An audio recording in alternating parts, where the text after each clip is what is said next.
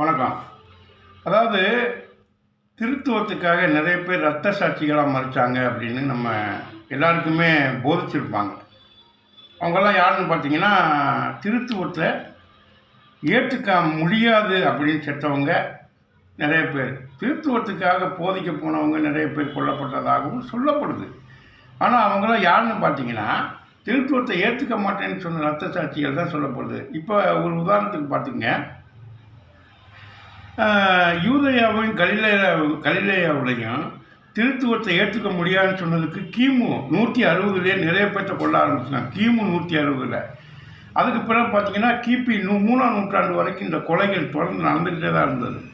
இப்போ ரத்த சாட்சியாக மறுத்தவங்க தேவனுக்காக கிறித்துவத்தை ஏற்றுக்க மாட்டோம்னு சொன்னவங்க, திருத்துவத்தை ஏற்றுக்க மாட்டோம்னு தேவனுக்காக சொன்னவங்களை தான் இவங்க ரத்த சாட்சிகள்னு சொல்கிறாங்க. இது நமக்கு அப்போ இருந்து சொல்லப்பட்டது. இப்போ தான் வரலாறுலாம் தெரியுது. இப்போ ஒரு வரலாறு பாருங்கள்.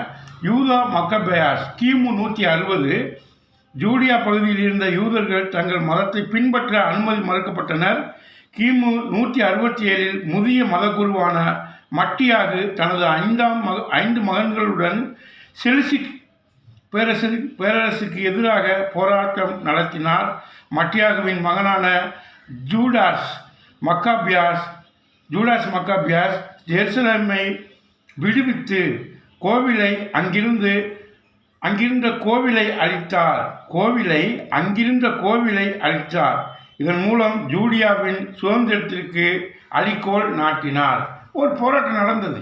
ஆனால் கிமு 134 சீமோன் மக்கபேயாஸ் என்ன ஆகிறார்னா, சீமோன் மக்கபேயாஸ் அவரது 2 மகன்களும் கொல்லப்பட்டனர். அவர்களை கொன்றது சீமோனின் மருமகன். ஆனால் சீமோனின் மற்றொரு மகனான ஜான் ஹிர்கேனஸ் தந்தையின் இடத்தை தக்க வைத்து கொண்டார்.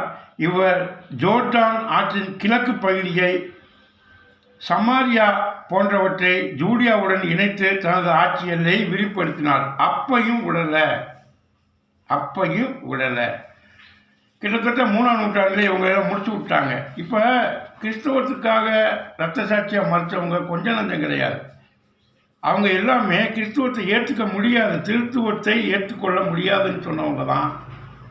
ஒரு நாட்டில் முக்கால்வாசி, அப்போ 2 நாடு, அதாவது யூதேயாவும் கலிலேயாவும் 2 நாட்டில் கொண்டிருக்கிறாங்க.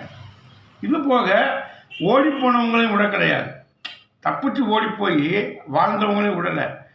மொத்தத்துக்கே முடிச்சு விடணும் அப்படின்ற பிளான் பண்ணி முடிச்சு விட்டுட்டாங்க. ஆனால் சொல்கிறது என்னென்னா, அவங்கெல்லாம் திருத்துவத்தினுடைய ரத்த சாட்சிகள்னு சொல்லப்படுறாங்க. இதில் ரொம்ப கொடுமை என்னென்னா, இயேசுவும் திருத்துவத்தின் ரத்த சாட்சின்னு சொல்லப்படுறாரு. அவருடைய சீடர்களும் திருத்துவத்தின் ரத்த சாட்சின்னு சொல்லப்படுறாரு. ஜாக்கிரதையாக தான் இருக்கணும். இனிமேட்டு ரத்த சாட்சினா உத்து பார்க்கணும். வணக்கம்.